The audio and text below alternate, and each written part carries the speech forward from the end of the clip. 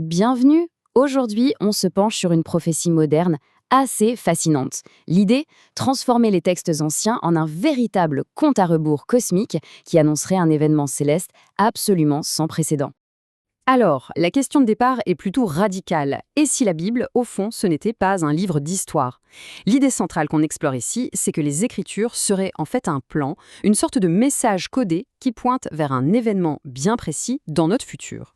Et pour décoder ce message, il y aurait une clé. D'après la source, cette clé, c'est un texte nommé le livre de vie de l'agneau. C'est lui qui permettrait de, disons, déchirer le voile spirituel et de comprendre enfin ce que ces anciennes prophéties veulent vraiment dire. Alors, d'accord, si on a la clé et que les prophéties sont déverrouillées, qu'est-ce qu'on y trouve? Eh bien, ce qui est frappant, c'est que tout semble pointer dans une seule et même direction. Tout converge vers un événement unique, un truc vraiment monumental. Et quand je dis tout, c'est vraiment tout. La théorie avancée ici, c'est que chaque symbole, chaque chiffre, même chaque personnage de la Bible, du tout début à la toute fin, ferait partie d'une immense structure, une sorte de puzzle géant dont toutes les pièces s'assemblent pour nous montrer ce moment précis. Et ce moment, c'est quoi au juste? C'est ce qui est décrit comme l'accomplissement, au sens littéral du terme, du fameux signe dans le ciel, dont parlent les prophéties. Ce signe marquerait le passage de l'humanité vers une toute nouvelle ère. Mais là où ça devient vraiment précis, c'est que la prophétie ne reste pas vague, non, elle donne une date, une année bien spécifique pour l'apparition de ce fameux signe. Alors tenez-vous bien, le 15 décembre 2031. C'est la date. Et ce jour-là, la prophétie annonce que la planète Neptune va s'embraser, carrément, pour devenir une étoile. Un deuxième soleil pour notre système solaire. Et cette nouvelle configuration, avec deux soleils, serait la manifestation physique des deux témoins dont on parle dans l'Apocalypse. Ok, une planète qui s'enflamme. Ça peut sembler un peu fou, on est d'accord, mais pour comprendre la logique derrière cette idée, il faut mettre de côté ce qu'on sait de l'astronomie classique et regarder la cosmologie, disons, alternative, qui est proposée dans ces textes. En gros, cette vision du monde rejette complètement le Big Bang.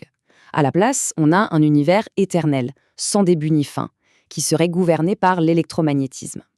Dans ce modèle, la matière ne fait que se transformer en permanence. Elle passe d'un état de masse, condensée, à un état plus subtil, une sorte d'essence primordiale, appelée éther, et vice-versa.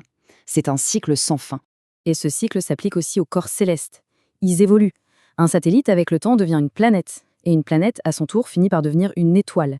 C'est la phase finale.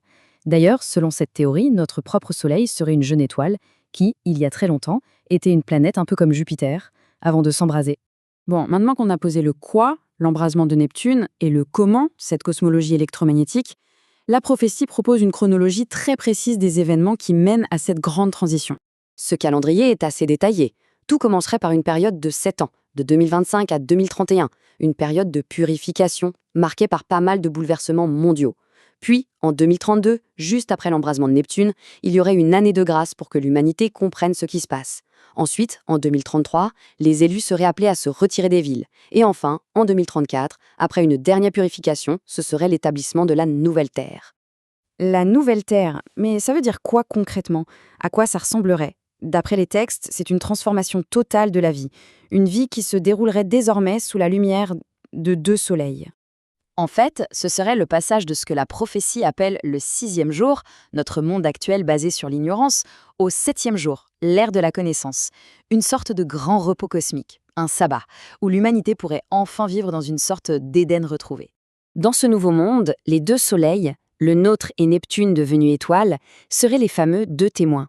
Leur lumière mettrait fin à l'ignorance. Le climat de la Terre serait stabilisé, transformé. Et cette nouvelle humanité, les élus, deviendraient des êtres éclairés, des anges. Tout ça donnerait naissance à une civilisation complètement nouvelle, le sanctuaire, sur une planète métamorphosée. Au final, ce qu'on a là, c'est une vision du monde complète, avec sa propre cosmologie, sa propre chronologie, c'est un système qui se tient. Et ce qui est vraiment intéressant, c'est que la prophétie ne demande pas d'y croire sur parole. Elle se termine en posant un ultimatum, une date butoir qui n'est pas négociable. Le verdict final ne dépendra pas de l'interprétation, mais simplement de l'observation. Alors, feuille de route divine ou mythe moderne? La réponse, si on suit cette logique, nous sera donnée à une date bien précise.